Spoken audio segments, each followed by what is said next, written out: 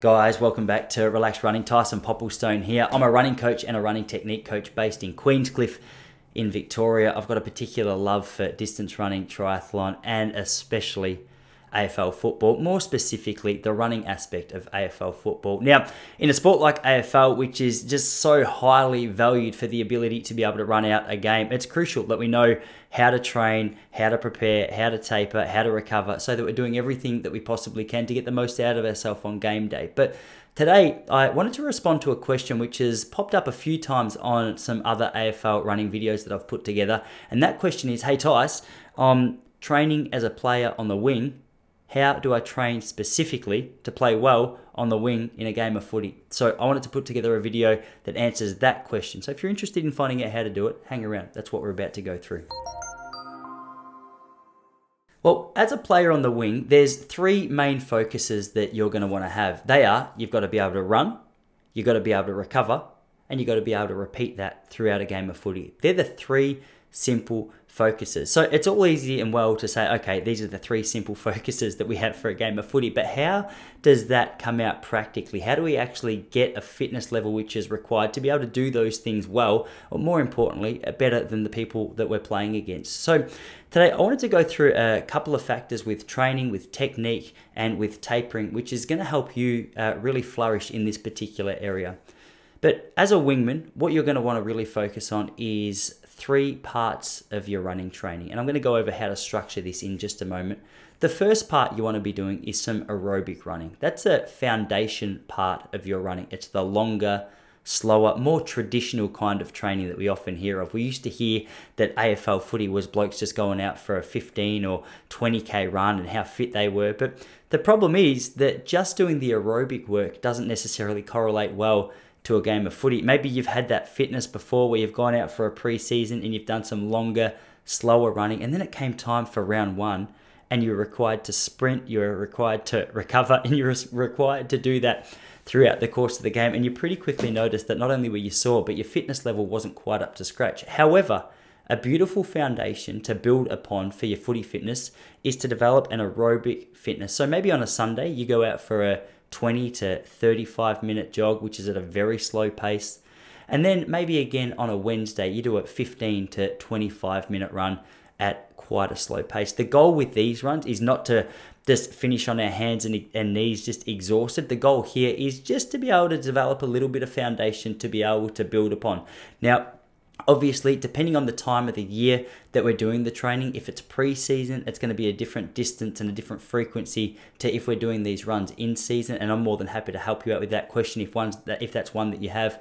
However, a pretty good rule of thumb is 1 to 2 aerobic runs each week throughout the course of the year is a really good base to build all the other important training factors upon. The second thing, and I would argue if you only had one form of training that you could possibly do for your pre-season footy or your in-season footy, it's your speed endurance kind of work. So what is speed endurance? What does it look like? How do you structure it? So at its most basic level, you're going out, you're doing a 5 to 10 minute warm-up jog, some stretches, a couple of faster strides just to get your legs in the zone for the session that's about to come up.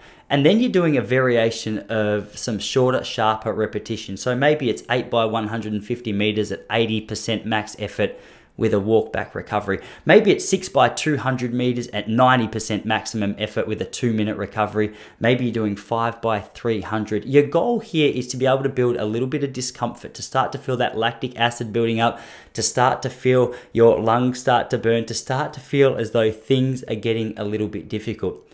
Now, over the course of weeks or months as you do this session, you just don't want to stagnate and keep doing the same session over and over and over again.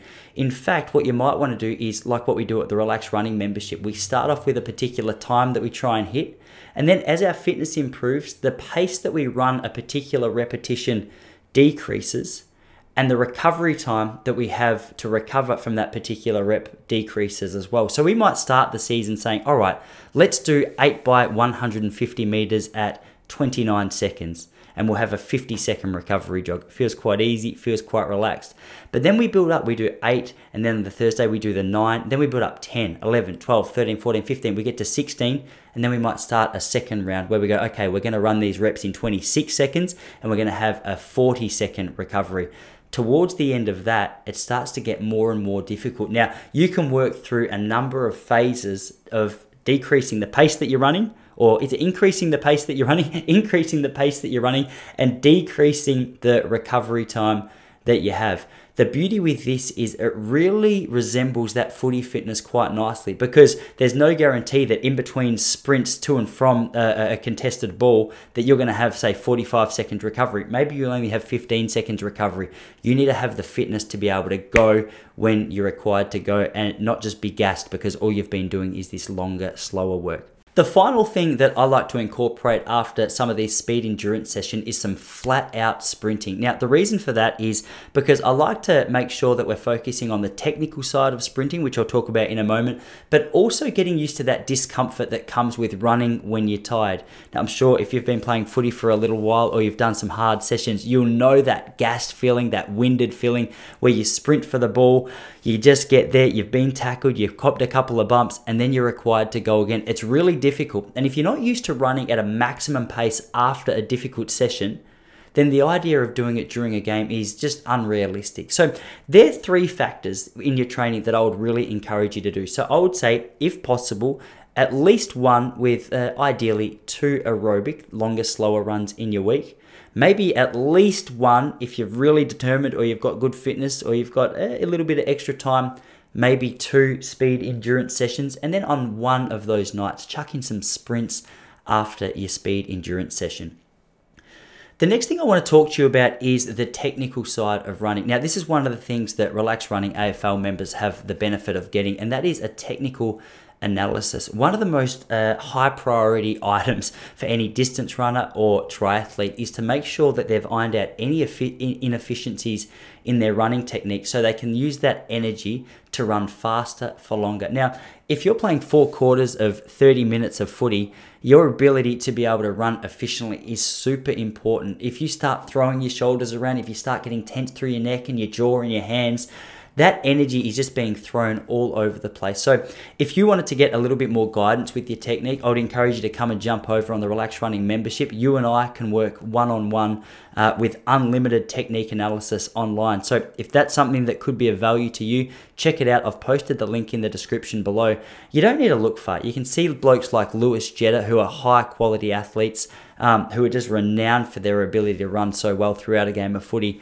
They were also very smooth movers. It's no coincidence that the best runners in the world in whatever sport are also very smooth movers. But the beauty is it's not all natural. It can be developed, and you're no different. We can improve that part of your game if it's something that you're committed to doing.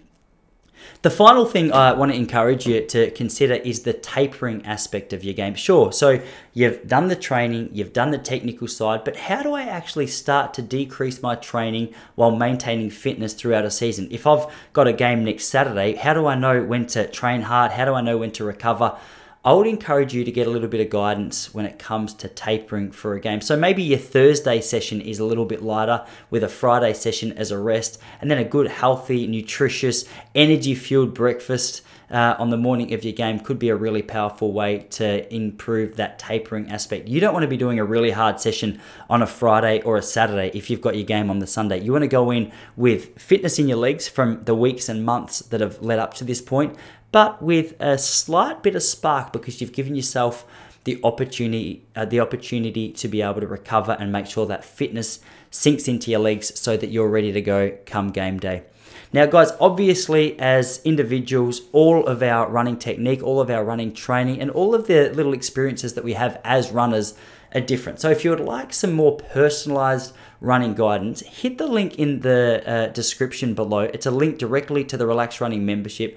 There's options for you as an individual, and there's options for your entire club. But hit the link below. If you want to join up, I'd be more than happy to work with you throughout the season. You can come and join a really passionate group of AFL running community. I tell you what, the word is out about the importance of running in a game of footy, and a lot of people are jumping on board as a result. So if I can be any assistance to you, if I can clarify anything, if you've got any questions before you jump on, shoot them in the comments below or message me directly by visiting relaxrunning.com and just hitting contact. But guys, best of luck with your preseason, best of luck with your training, and as I said, if there's any way I can help you out, hey, just let me know.